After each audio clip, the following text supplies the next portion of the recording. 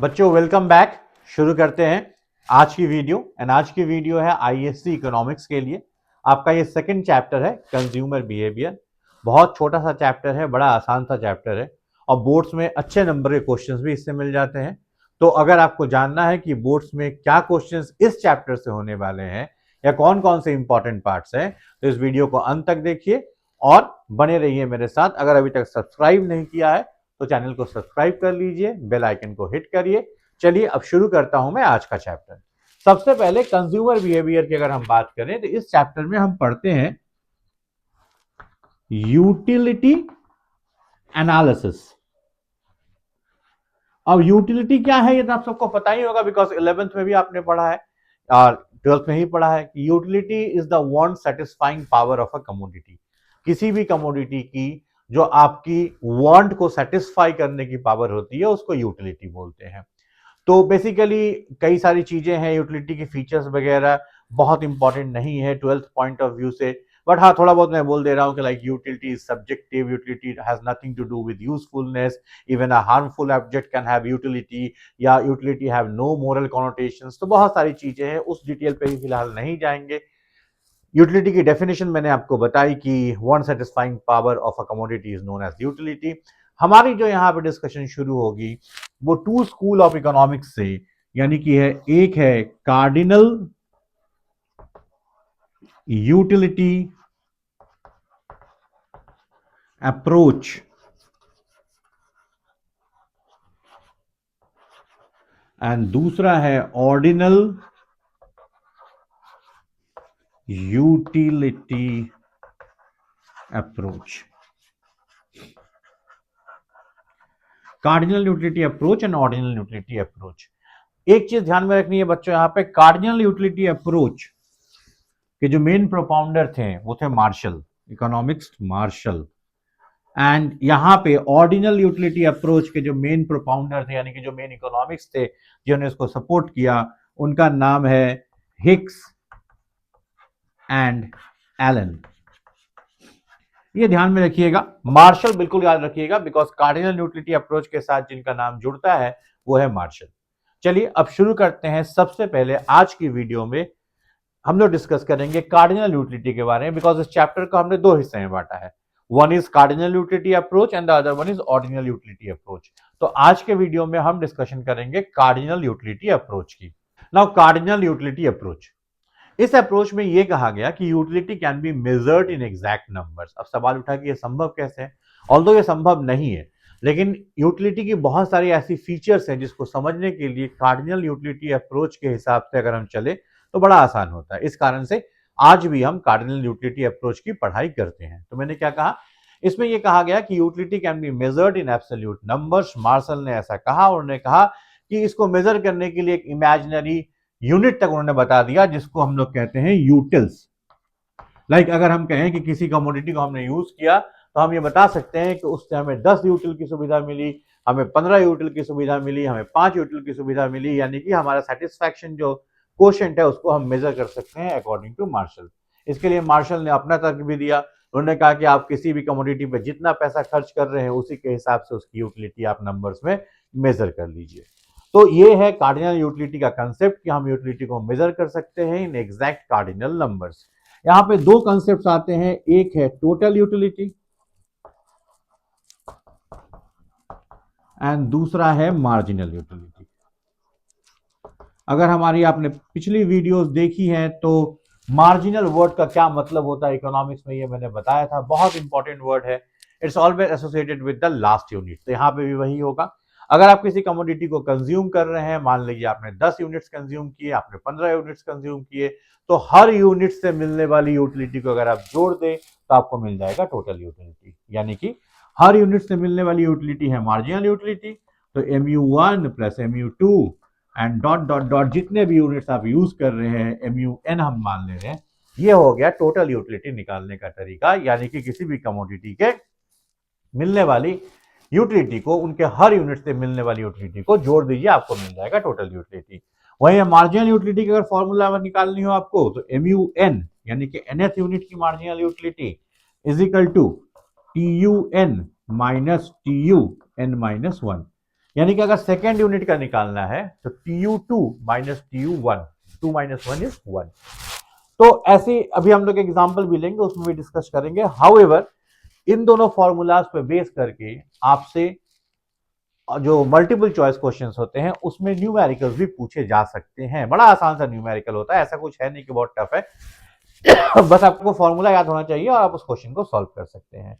तो ये हो गया total utility and marginal utility. That means that total utility that we derive from consuming different units of a commodity is known as total utility, and marginal utility की definition आप कह सकते हैं कि the utility derived from the last unit या additional unit of a commodity is known as marginal utility। तो after total utility and marginal utility हम जाएंगे law of diminishing marginal utility। law of diminishing marginal utility बड़ा important law है, law of diminishing marginal utility, जो हमारा अभी जो chapter है यानी कंज्यूमर बिहेवियर, उसको समझने के लिए ये बड़ा इंपॉर्टेंट सा एक लॉ है। जैसा कि मैंने पहले भी बताया है, जैसे हर इकोनॉमिक लॉ के कुछ एजम्पशंस होते हैं, कुछ एक्सेप्शंस होते हैं, तो यहाँ पे भी एजम्पशंस होंगे। एजम्पशंस पे हम बाद में जाएंगे, पहले हम समझ लेते हैं कि law of diminishing marginal utility कहता क्या है। Basically law of diminishing marginal utility, जिसको DMU भी कहते हैं, basically it states that the utility that we consume, yeah, the marginal utility that we consume from each additional unit of a commodity keeps on decreasing। statement hai, keeping all other things constant, if you consume more and more of a commodity, then the marginal utility that you will derive from each additional unit will keep on decreasing। इसके लिए मैं एक बहुत ही common सा example हमेशा अपने class में देता आया हूँ, वही एग्जाम्पल मैं यहाँ भी दूंगा। सपोज गर्मी का मौसम, अभी तो बहुत ठंड पड़ी हुई है, बट सपोज गर्मी का मौसम है और आप बाहर से आए हैं, चिलचिलाती हुई धूप से आए हैं, बहुत तेज आपको प्यास लगी है, कोई आपको एक ग्लास पानी ला के देता है। The satisfaction that we obtain from that glass of water will be immense. मजा आ जाएगा पीछे, है ना। अब अगर कोई दूसरा ग्लास ऑफ वाटर आपको तुरंत ला के देता है, हो सकता है आपको प्यास लगी हो अभी भी, लेकिन आपकी प्यास काफी हद तक बुझ चुकी है, तो ऑब्वियसली दूसरे ग्लास से मिलने वाला सेटिस्फैक्शन पहले ग्लास की तुलना में कम होगा।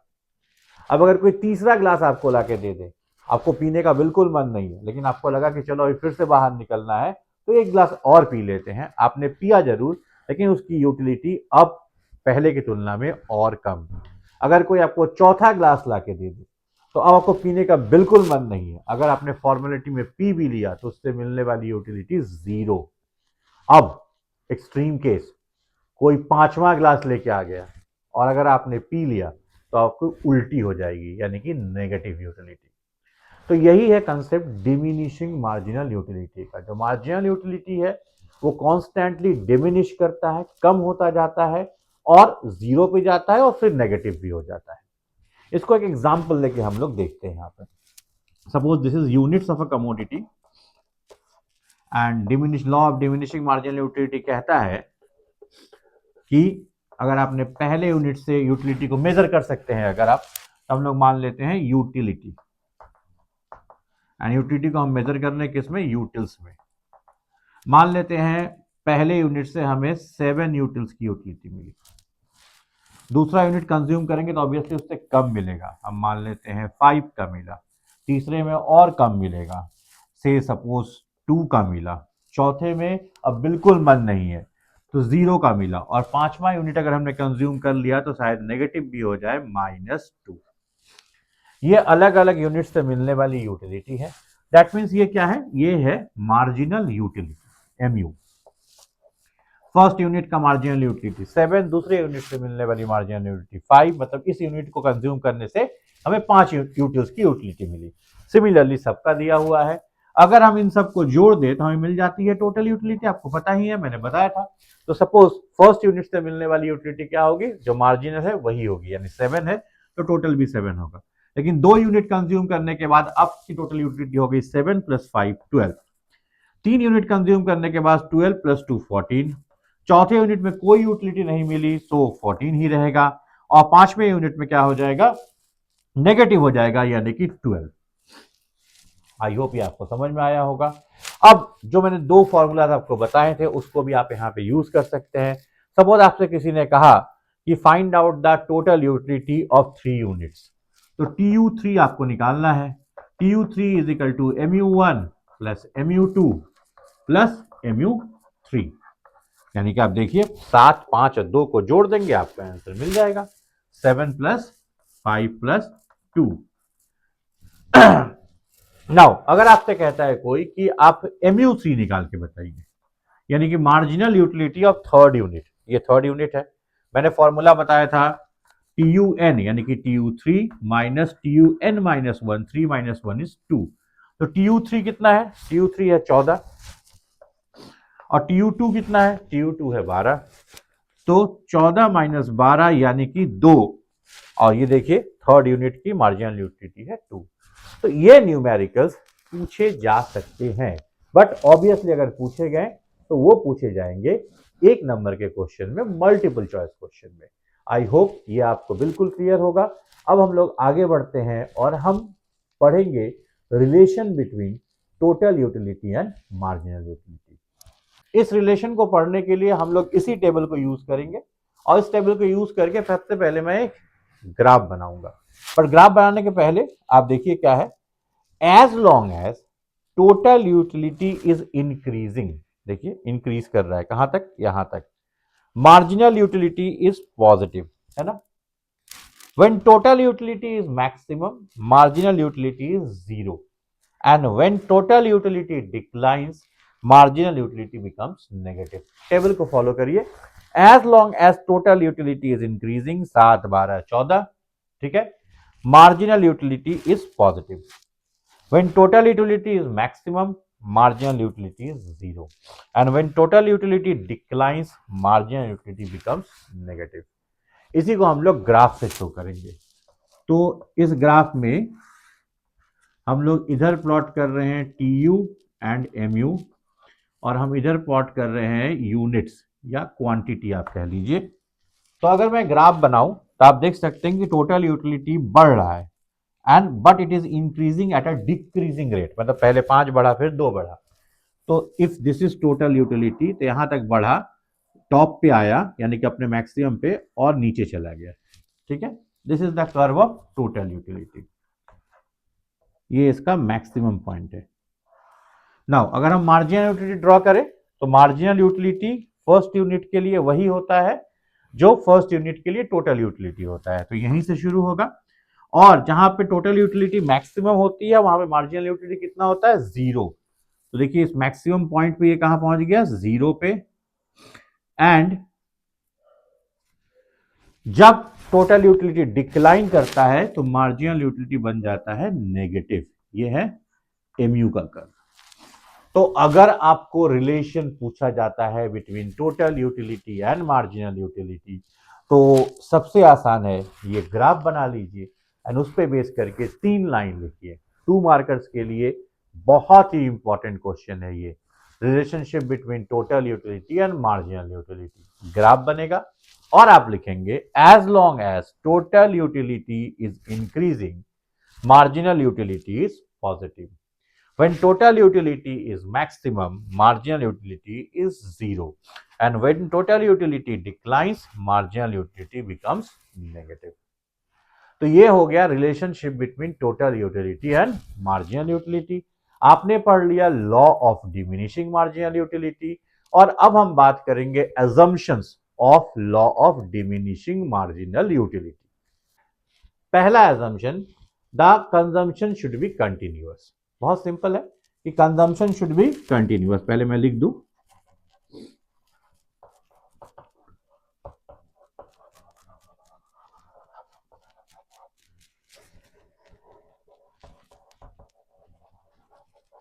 जो एग्जांपल मैंने आपको दिया था उसी एग्जांपल में बात करेंगे। सपोज आपको 1 ग्लास ऑफ वाटर दिया गया अभी, और दूसरा ग्लास ऑफ वाटर अगर आप 1 घंटे बाद पिएंगे तो हो सकता है दूसरे ग्लास ऑफ वाटर की यूटिलिटी पहले से ज्यादा हो जाए, डिपेंडिंग अपॉन आपकी प्यास कितनी लगी है। इस कारण से वो जो हमने एग्जाम्पल पढ़ा था कि पहले पे ज्यादा मिला फिर कम मिला, वो तभी हो सकता है जब हमारा कंजम्पशन कंटिन्यूअस कंजम्पशन। दूसरा point, all the units of consumption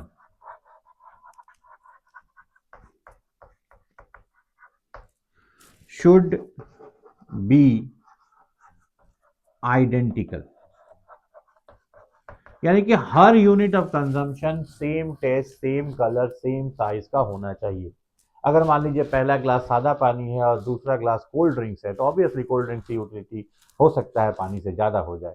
तो जरूरी है कि डिमिनिशिंग मार्जिनल यूटिलिटी को समझने के लिए या उस कंसेप्ट पे जाने के लिए ये जरूरी है कि all the units of consumption should be identical. Third, unit should be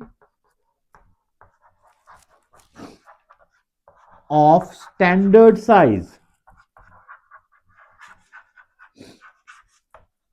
unit should be of standard size. मतलब जो मैंने आपको कहा था कि ग्लास ऑफ वाटर, अब सोचिए ग्लास ऑफ वाटर की जगह अगर आपको जग ऑफ वाटर दे दिया जाए तो पहला जग पीने के बाद ही आपकी सारी कहानी खत्म हो जाएगी, फिर तो आप कंपेयर ही नहीं कर पाओगे कि दूसरे जग में घटा की बढ़ा। या मान लीजिए अगर छोटे छोटे शॉर्ट्स वाले ग्लास दे दिए जाए तो भी आपका एक ग्लास पीने के बाद कुछ समझ ही में नहीं आएगा, प्यास बुझेगी ही नहीं। तो it should be standard size की यूनिट्स होनी चाहिए। ये तीन सबसे इंपॉर्टेंट एजम्पशन है। इसके अलावा दो और एजम्पशंस लिख सकते हैं। पहली बात तो ये है कि अगर हम टोटल यूटिलिटी, मार्जिनल यूटिलिटी की बात कर रहे हैं तो हमने मान लिया है कि utility can be measured, that means the utility can be measured cardinally. ये पहला एजम्पशन है, तो ये पहले मान लिया गया कि यूटिलिटी को हम मेजर कर सकते हैं। एंड एक और एजम्पशन आप लिख सकते हैं कि जो मार्जिनल यूटिलिटी ऑफ मनी है, चौथा पॉइंट में लिख रहा हूं, MUM marginal utility of money is constant.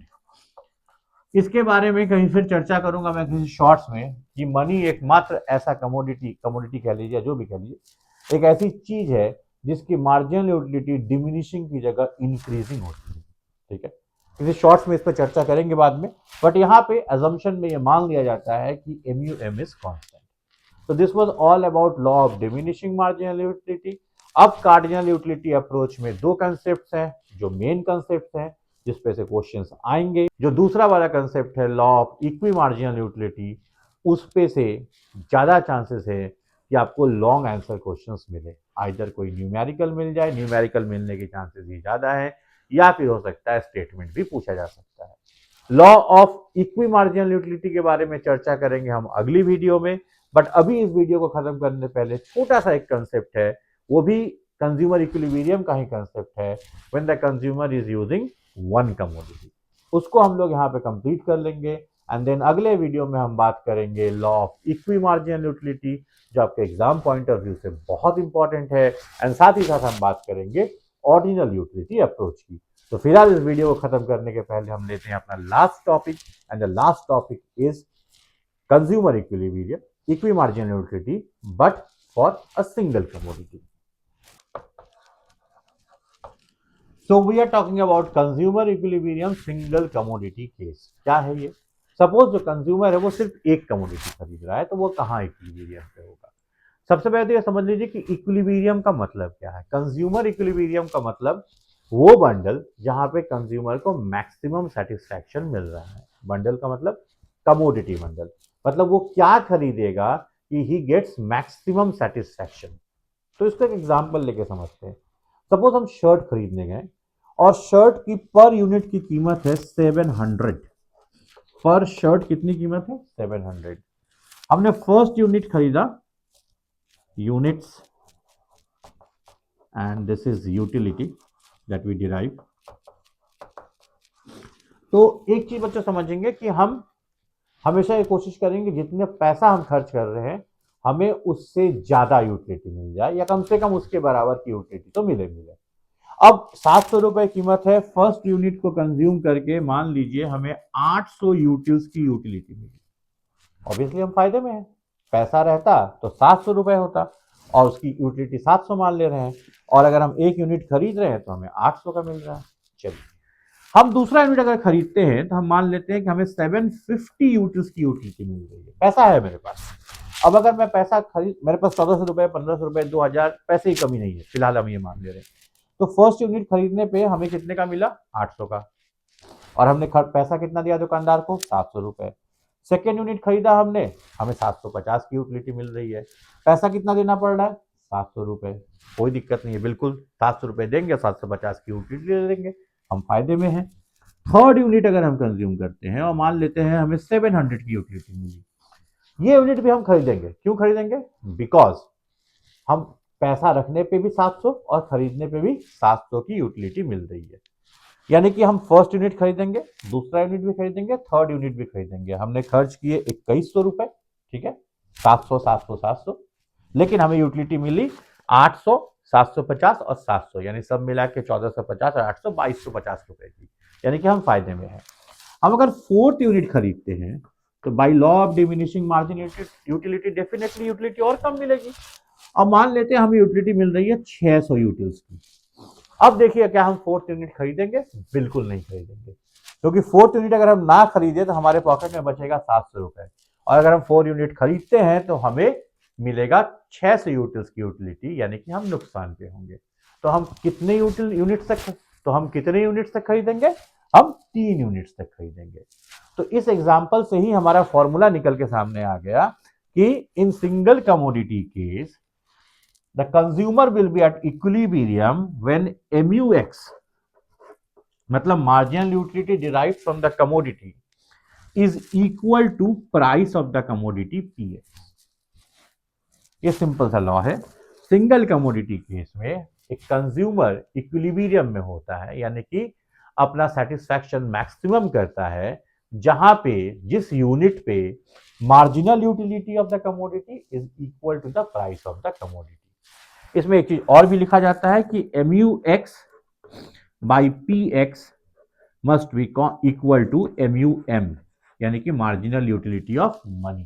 ठीक है, तो ये हो गया बच्चों consumer equilibrium in single commodity case. इससे भी क्वेश्चंस आते हैं, बट डेफिनेटली ये उतना इंपॉर्टेंट नहीं है जितना इंपॉर्टेंट है कंज्यूमर इक्विलिब्रियम इन 2 कमोडिटी केस, जिसके बारे में हम चर्चा करेंगे नेक्स्ट वीडियो में। तो नेक्स्ट वीडियो को जरूर देखिएगा। नेक्स्ट वीडियो आएगा एक दिन बाद। अभी तक ऑलरेडी हम डिमांड का चैप्टर कंप्लीट कर चुके हैं। अगर आपने वीडियोस नहीं देखे हैं तो प्लीज चैनल पे सब्सक्राइब करिए और प्लेलिस्ट में वो सारे वीडियोस देखिए। डिमांड की 2 वीडियोस हैं और डिमांड के चैप्टर से क्या क्या क्वेश्चन आने वाले हैं वो क्लियरली वहां बताए गए हैं बोर्ड 2026 के लिए। आज की क्लास में इतना ही। अब मैं साइन ऑफ कर रहा हूं आज की वीडियो से, आज की क्लास के लिए। Thank you for watching. Wait for the next video. Till then, bye bye.